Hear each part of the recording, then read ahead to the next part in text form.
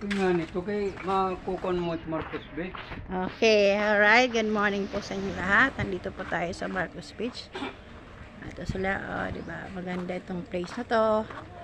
Baka gusto nyo ay maligo, punta tayo dito sa Marcos Beach. Diba guys? Maganda po dito. Diba? Alright. Ito po, magandang lugar dito. Comfortable tayo dito at may CCTV po sila. Opo.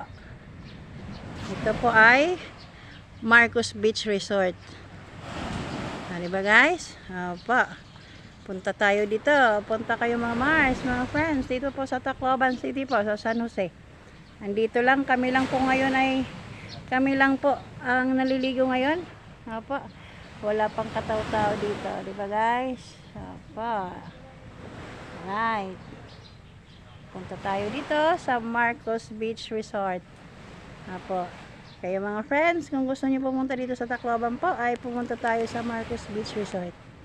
Hindi to pagmamayari ng Marcos ha. Marcos Beach Resort lang po ang nakapangalan, pero hindi to sa mga Marcos.